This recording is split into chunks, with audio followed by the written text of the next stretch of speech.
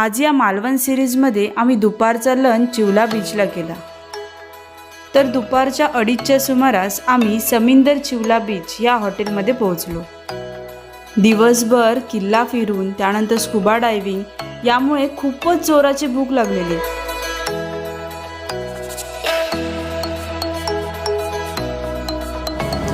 तर मस्त आज सकाळपासून मालवण ट्रिप आमची झाली आहे. मालवण किल्ला म्हणजे सिंधुदुर्ग किल्ला, स्कुबा डायव्हिंग आणि दुपारी आम्हाला एवढे जोरात भूक लागली आहे. मग आम्ही ह्या हॉटेलला आलो आहोत आणि ह्या हॉटेलचं नाव आहे समिंदर चिवला बीच.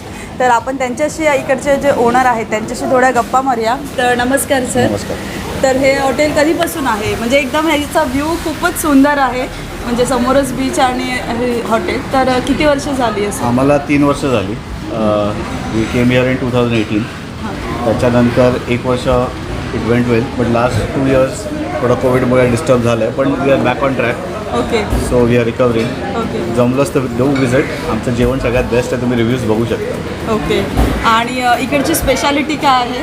स्पेशालिटीमध्ये आम्ही पंजाबी, चायनीज ह्या सगळ्या पण लोकल सगळीकडेच मिळत आहे आणि त्यात काही कमी नाही आहे. But at the same time Chinese, Punjabi हे जे बाहेरच्या लोकांना ते बरं पडतं. येस, ज्या लोकांना मालवणीच्या व्यतिरिक्त काहीतरी खायचं असेल तर डेफिनेटली हा ऑप्शन चांगला आहे. आणि तुम्ही रिसॉर्ट किंवा तुमच्याकडे स्टे पण अवेलेबल आहे का? हो, माझं आंबोळगड मालवण आंबोळगड इथे एक रिसॉर्ट आहे. ओके. 9 रूमचं आहे. त्याला समिंदर बीच हाऊस असं नाव आहे. ओके. तर तिकडे वेबसाईट आहे saminder.com. तुम्ही वेबसाईट चेक करू शकता. तिथे फार शांत जागा आहे. अगदीच गर्दी अजिबात नसते. तुमच्या व्यतिरिक्त तिथे कोणच नसणार आहे. ओके. सो तुम्ही त्या माइंडसेटनी या की इथे फार शांततेसाठी आहे. ओके. मी याचे सगळे डिटेल्स तुम्हाला डिस्क्रिप्शन बॉक्समध्ये देईन. ह्या हॉटेलचे सुद्धा आणि बीच रिसॉर्ट ते त्यांचं आहे त्याचे सुद्धा डिटेल्स तुम्हाला डिस्क्रिप्शन बॉक्समध्ये पाहायला मिळेल. Thank you sir. हॉटेलच्या ओनरबरोबर गप्पा मारल्या आणि भरपेट जेवून झाल्यानंतर आम्ही चिवला बीचवर उतरलो. आम्हाला पुढे रॉक गार्डनला जायचं होतं, पण समोरून येणारी रापणीची बोट बघून मासेसुद्धा घ्यायची इच्छा झालेली. त्यांना जेव्हा विचारलं तेव्हा ते म्हणाले 15-20 मिनटात बोट येईल.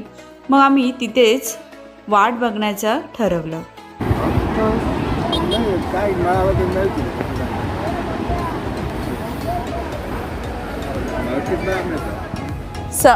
तर मित्रांनो, समिंदर चिवला बीच हॉटेलमध्ये आम्ही भरपेट जेवलो आणि जेवता जेवता आम्हाला समोरून दिसत होते की रापण घेऊन मासे येत आहेत.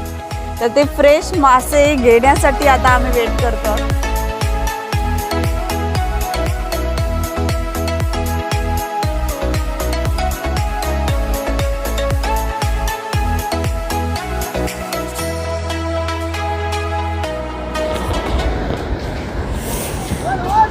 नोव्हेंबर महिन्यात दिवाळी पाडवा आज आहे आणि हा पाऊस पडतोय. दुपारपासून नुसता पाऊस पडतोय. सलग 4 दिवस झाले पाऊस पडतोय.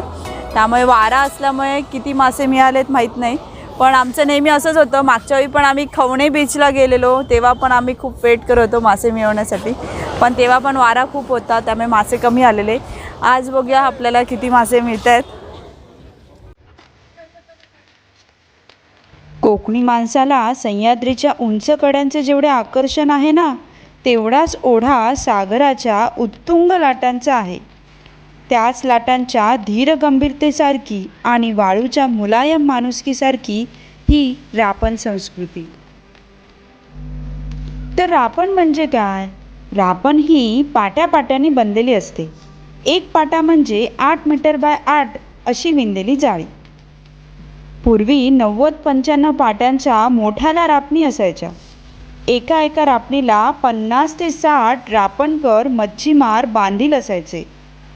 त्या 60-70 कुटुंबातील 200 ते 250 माणसांची तारणहार ती रापणच असायची. केवळ पाटे जोडून रापण तयार होत नसे, तर त्या रापणीला सर्वांचीच मने जोडलेली जात. एका माणसासोबत 3-4 माणसे वावरत असत. रापणीच्या झिलग्यांची पेच, जेवण पोचवणे, आपल्या आलेल्या वाट्याचे मासे विकणे, संपूर्ण रापण सुकवणे, वाळत घालणे, त्याला आगूळ देणे, तुटलेल्या रापणीचे पाटे शिवणे, ती रापण दुरुस्त करणे, जाळी होळीवर चढवणे, माशांच्या थव्याचा ज्याला मालवणी भाषेत खांडाव म्हणतात त्याचा अंदाज घेणे, आणि रापण मारून झाल्यावर हमावण्या म्हणत ती ओढणे. रुपेरी बांगड्या तारल्यांनी फडफडणारी रापण किनाऱ्यावर लागते तेव्हाचे दृश्य विलक्षणच असते. रापणीची दोन्ही टोके ओढून ती समुद्रातून बाहेर काढण्यासाठी दोन्ही बाजूला 5-25 मच्छीमार ओढत असतात. घटकाभरातच समुद्रातून रापण बाहेर येऊन लागते आणि आत सापडलेले हजारो मासे पाण्याबाहेर येतात. त्यांना पकडून किनाऱ्यावर टाकण्यासाठी मच्छीमार बांधवांची एक धांदलच उडालेली असते.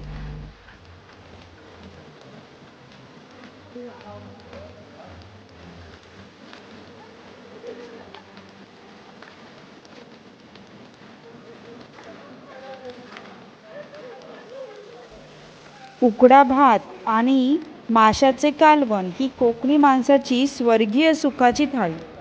मग माशांचा प्रकार पापलेट, वरली, इसवण, सौंदाळे, सरंगा, बांगडा, तारली काही असो, कोकणी माणूस प्रत्येकाच्या आगळ्या वेगळ्या चवीला मानाचा मुजरा करून येथे उदरभरण करीत असतो.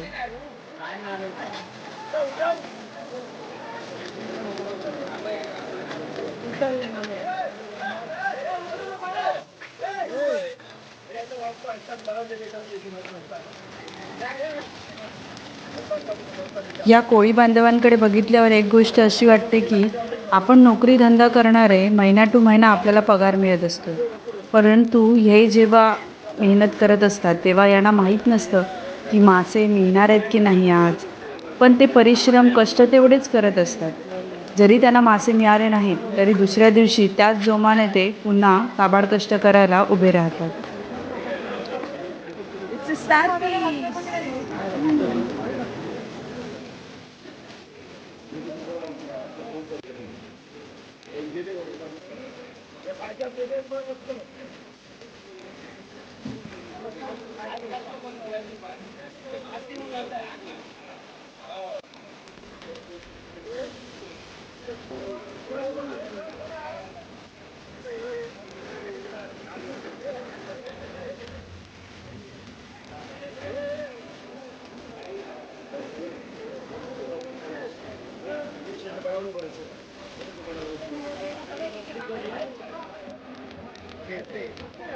पाऊस पडल्यामुळे आणि वारासुद्धा जास्त असल्यामुळे म्हणण्यासारखे मासे त्यांना मिळाले नव्हते.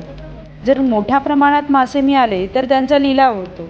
आता हे मासे टोपलीमध्ये टाकून मार्केटमध्ये विकायला घेऊन जातात किंवा किनाऱ्यावर जर कोणाला मासे घ्यायचे असतील तर आपण तिथे घेऊ शकतो. इकडे पण आहे.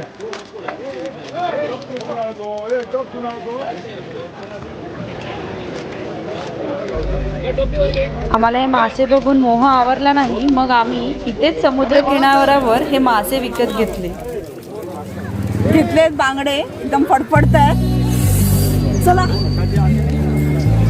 आणि ज्याला आम्ही पिशवी आणायला पाठवले तो हात हलवत आला आणि मी हातातून बांगडे घेऊन चाललो. 6 दिले.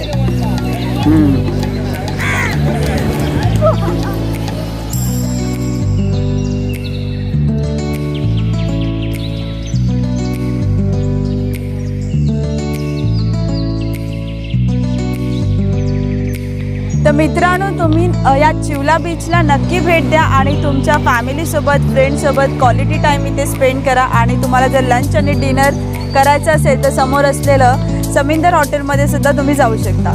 तर चला, तर मग पुन्हा भेटूया अशाच एका व्हिडिओमध्ये. तोपर्यंत बाय बाय.